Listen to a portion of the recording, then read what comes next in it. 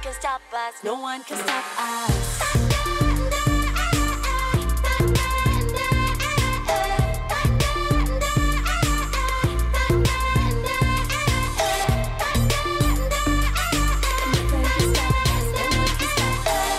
Andra itu berbeda karena dia itu adik iparku. Dia itu menikah dengan adik kandungku satu-satunya. Jadi dia tuh seperti adik yang tidak pernah kupunya. Jadi aku janjian sama Lizzy untuk main ke rumahnya dan bikin vlog. Nah ini beda banget nih, biasanya kan Lizzy selalu bikin sesuatu tentang beauty lah, tutorial, tips atau segala macam tentang beauty. Tapi kali ini kita ngebahas tentang sesuatu yang lebih personal dan aku sama Lizzy buka-bukaan soal tentang program hamil dan parenting. Menjadi seorang ibu itu penting karena hanya perempuan yang punya anugerah itu untuk menjadi seorang ibu. Dan waktu aku belum hamil, aku ngerasa belum jadi wanita yang sempurna. Dan waktu aku bisa mendapatkan Aura itu, aku ngerasa itu adalah hadiah yang terbaik yang pernah aku dapetin seumur hidup aku. Waktu aku sharing sama followers aku lewat blog atau Instagram, biasanya aku numpahkan sebagian besar perasaan aku. Jadi sebenarnya masih ada yang aku keep sendiri. Tapi ya aku bisa milih gitu, mana yang harus di-share di publik dan mana yang harus aku keep sendiri.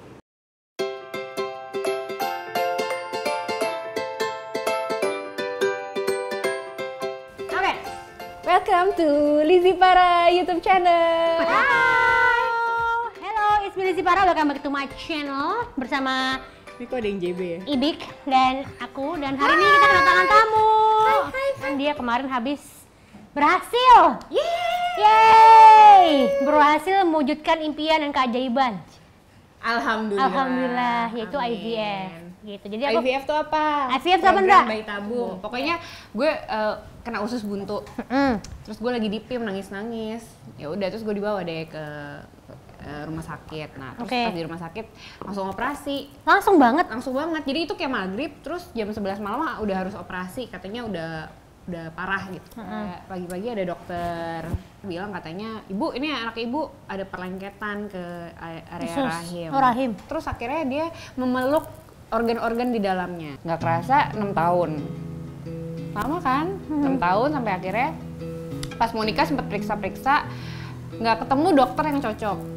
Akhirnya pas 2 tahun lalu mulai tuh khawatir kayak ini kok gue nggak hamil-hamil ya. Ya singkat cerita tuh gue waktu di Pineng udah tinggal, pas ke Pineng tuh udah kondisinya udah tinggal 1 dan udah tidak berfungsi dengan baik. Udah gue udah nggak mikir, gue cuman keluar ruangan gini, "Mah kayak aku mau operasi, udahlah aku udah nggak bisa mikir, yang penting gue selamat, sehat dan gue bisa punya anak." Setelah perjalanan itu ya alhamdulillah lancar. Iya, gila ya.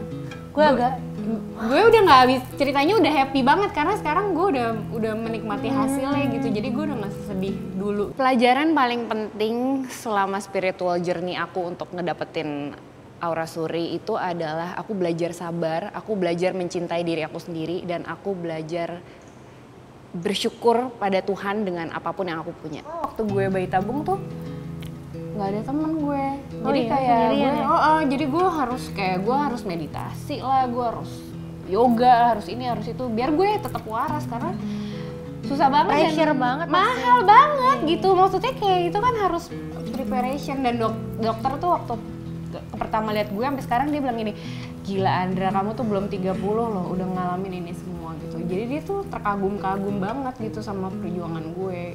Dan nyiapin mental untuk masuk ruang operasi berkali-kali tuh nggak gampang. Berkali-kali ya? Maksudnya gue harus ngadepin dimana nyokap gue cancer, gue kayak gini. Terus ngeliat abeng juga kan, kayak orang tua gue kan, maksudnya orang-orang yang deket sama gue kan kasihan gitu ngeliat gue kayak, maksudnya Andra kok nggak selesai-selesaiin tuh kasusnya. Dan jadi banyak kayak, orang yang nggak simpati juga, yang ngomongnya ngaco lah. Gue ngebaca, gila nih orang-orang ngomongnya ngaco banget di Instagram gitu kan. Iya, kalian tuh kalau ngomong tuh harus dijaga tuh, hati-hati. Perasaanku waktu ngobrolin tentang Aura sama Lizzy, antara mixed feeling. Jadi kayak terharu, bahagia, tapi ada sedihnya juga karena mengingat aku dulu dapetin Aura itu susah banget. Ya udah sekarang lo cerita dong, Cil. Kan banyak juga yang nanya sama lo, iya sih, kenapa lo belum jadi ibu? Jadi sebenarnya gue tuh sempat mikir kalau ini tuh sebenarnya salah satu Makan omongan sendiri gitu. Gue sempat ada satu kata-kata gue ngomong gini, mendingan gue punya anak anjing deh dibanding anak orang gitu. Karena gue tuh saking nggak sukanya sama anak kecil. Kalau kan banyak tuh orang habis nikah kayak gue mau program, gue pengen langsung punya anak. Gue tuh enggak, kalau gue lebih santai gitu. Sampai di 2 tahun akhirnya gue bilang ke Efrat itu, mau periksa nggak? Gitu. Karena kayaknya udah mulai ini. Udah 2 tahun nih kita kok nggak pernah. Maksudnya kan ada teman-teman gue yang kayak keguguran, at least kan dia pernah hamil. Atau gue ada kista, Bo. Dan kalau gue bilang, nih lo kalau misalnya mau lancar ya harus diangkat dulu. Cuman kistanya. Cuman kalau gue lihat kayaknya sih masih bisa lah gue bypass. Nah setelah kalau gue bilang begitu, gue tuh malah jadi uring-uringan gitu, Ndra. Uring-uringnya kenapa nih? Karena lo takut? Karena gue takut. Takut hamil atau takut karena gue takut gagal justru. Oke. Komentar menyentuh tentang kehamilan yang pernah gue dapat itu adalah ini agak random. Yang punya pet shop yang biasa gue beli, dia tiba-tiba kayak in the middle of nowhere, dia kayak ngomong ke gue gini, semua tuh indah pada waktunya, kamu belum punya anak ya. Gue gak cerita sama lo, gue gak cerita samanya, kenapa? Karena gue pikir pada saat lo tuh lagi happy hamil, Anya lagi happy hamil, masa gue cerita, gue sedih kalau lo berdua hamil, kan gue gak mungkin cerita kayak gitu. Jadi pada saat itu gue kayak ya seperti biasa Aquarius, gue menyembunyikan semuanya. Dan itu adalah momen dimana di gereja itu adalah oke, gue menyerahkan diri semuanya ke Tuhan, apapun yang terjadi gitu. Dan itu adalah momen dimana gue gak pernah merasa kecewa lagi kalau gue tiap bulan mens. Gue gak pernah merasa gue sedih lagi kalau ada teman atau klien wedding gue yang hamil.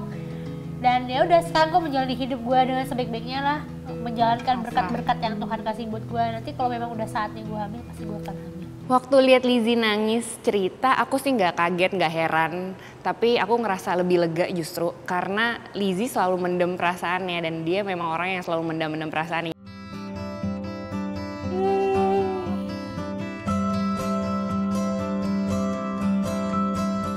Pas di Aquarius gue.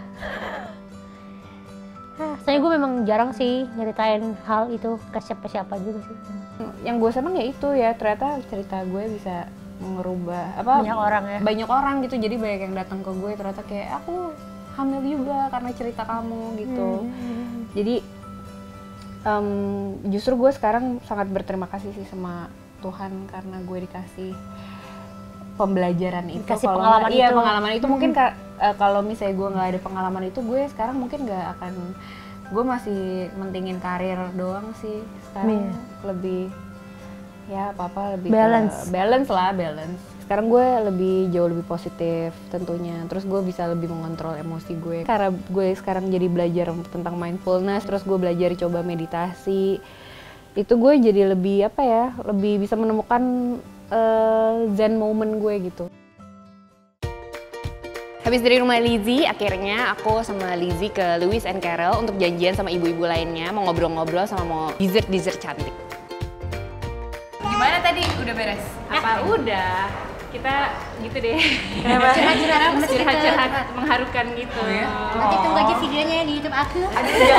Jangan pas gue lagi dapet dong. Kemarin kan fitting kebaya kan, sepupu gue udah mau nikah gitu. Terus pas di tempat fitting kebaya tuh gue dikomentarin, kamu tuh orang Jawa kok nggak ada patah. Jadi dia komen, badan gue tuh kekurusan, terus kalau pakai kemben tuh nggak bagus karena dia kurang molek gitu kan, orang Jawa kan kurang semok gitu. Dan belakang kan kayak harus ini tuh yang ya udah sih, kenapa sih? Gue juga dulu sempet ada momen ya, namanya juga anak kecil, terus udah gitu kayak ukuran badannya kan lebih, iya.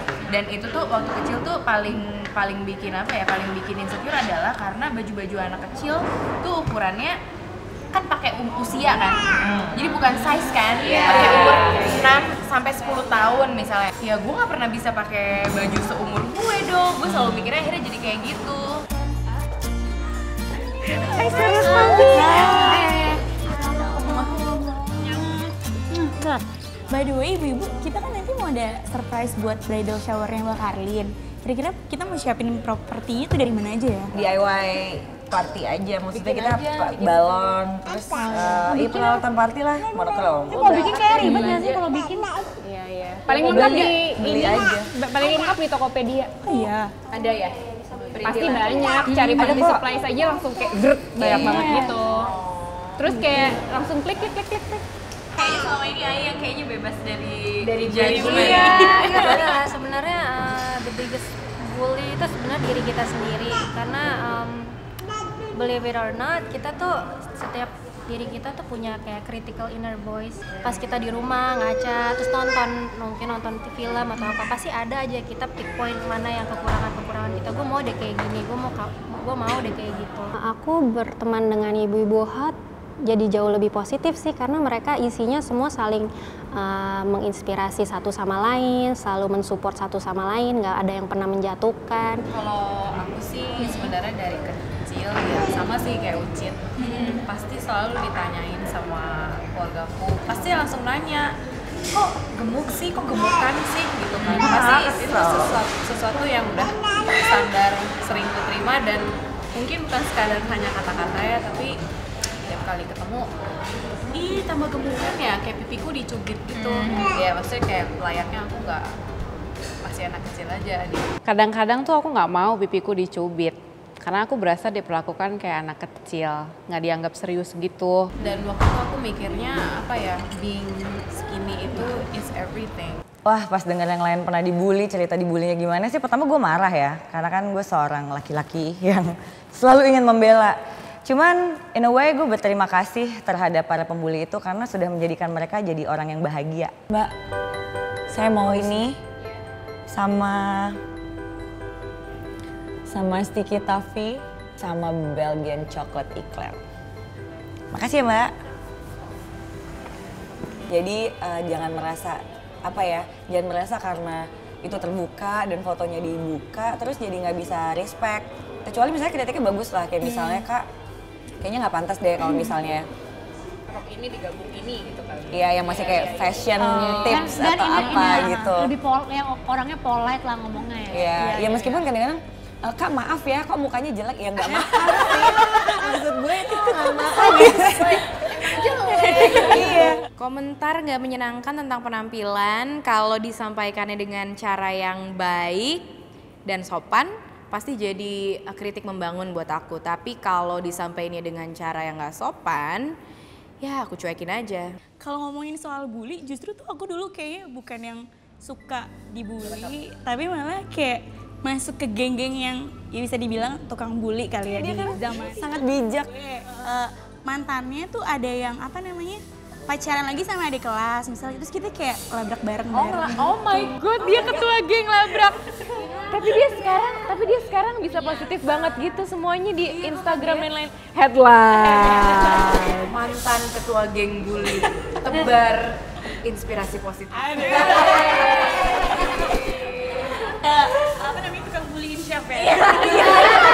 Bisa jadi sinetron itu. Tukang bully naik haji. Tukang bully naik haji.